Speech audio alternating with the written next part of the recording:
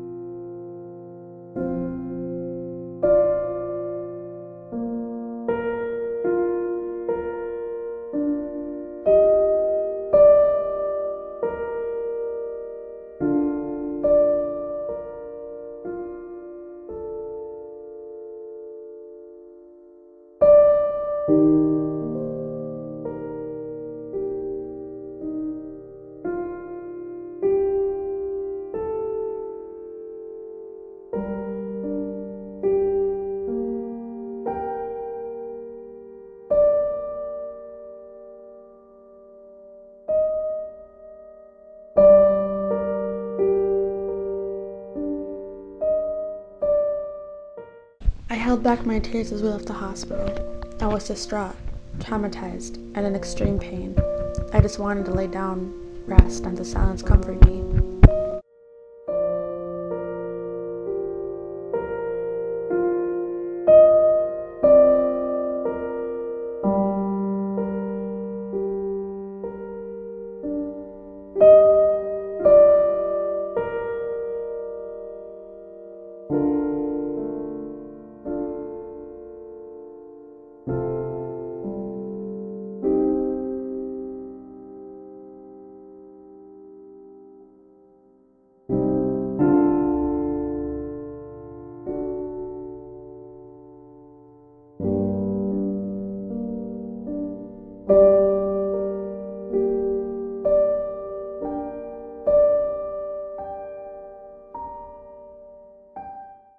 I was careful not to wake up my parents when I walked upstairs.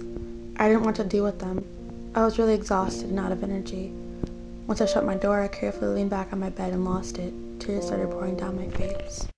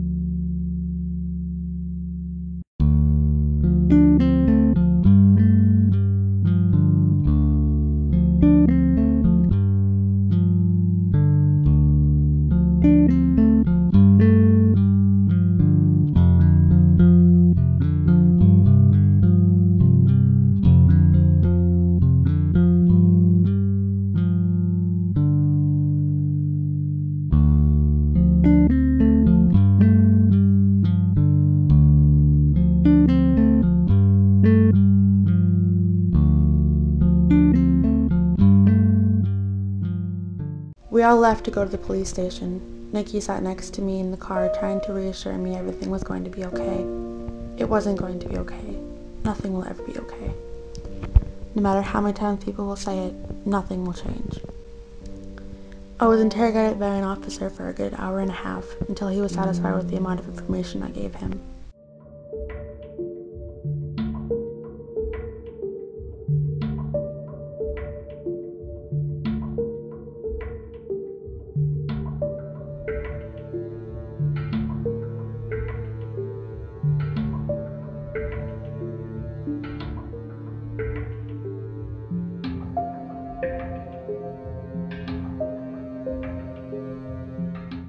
I was notified that Chrissy had been found at her father's house. She was taken to the police station and interrogated. The cabin up north was investigated, and the only bodies that were found were Carter's and Chloe's. However, it was confirmed that Kylie and Hunter were dead as well. It didn't take long for the other parents to notify that their child was dead.